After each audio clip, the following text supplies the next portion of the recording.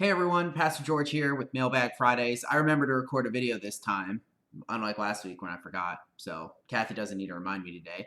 And today we have a question from Art again, and the question is actually one he asked a few weeks ago, but I didn't get a chance to answer it because he's kept me busy.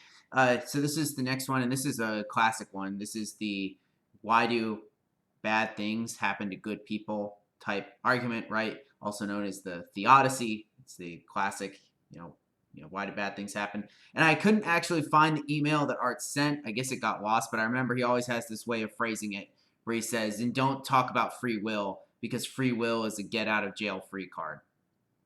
Because that's his opinion of people who use that argument as to why their bad things happen, right? And I can understand that because that seems to absolve God of any responsibility or whatever in evil acts or something like that. And so I would like to answer this question. I'm not going to use free will at all, right? The only true answer that I can give you as to why bad things happen to good people is to talk about like why things happen at all, right? And things happen because God wills them to happen, and we don't know all of the reason behind it, right? This includes both the bad and the good. There's a part in Isaiah where God is talking and he says, I have created the good and formed evil, right? And so he does both of these things. I think we often think that God can only do one thing, and that's good, and that good has to look a very specific way.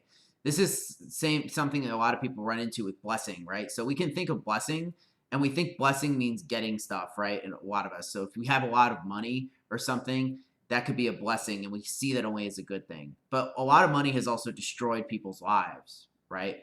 Getting something that they want sometimes has negative consequences for them. I think we can think about that all the time. And so I want us to separate everything out of these good and evil categories and really just focusing on like things happen because God wills them to happen, and we don't know what is the purpose of these things, nor will we until we are in eternity, right? That's kind of the part of us being locked in this time that we are at, right? We're spatially and temporally located, and God is not.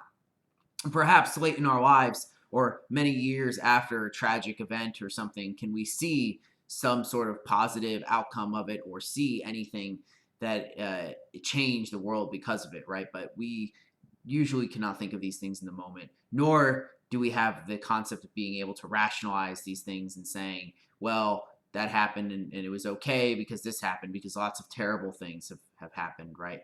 I think the best thing we can do is just trust in God's providence in this area, which is not a good thing because we don't think of it as a good thing because we want to try and take control of everything for ourselves all the time. But that is not really how any of this works, right? I think, again, one of the most challenging passages of Scripture is when Jesus heals the man born blind in the Gospel of John. And his disciples ask him, why was this guy born blind?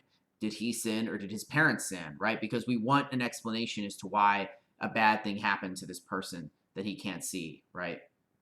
And Jesus' response to that is, oh, no one sinned. It wasn't his parents or himself.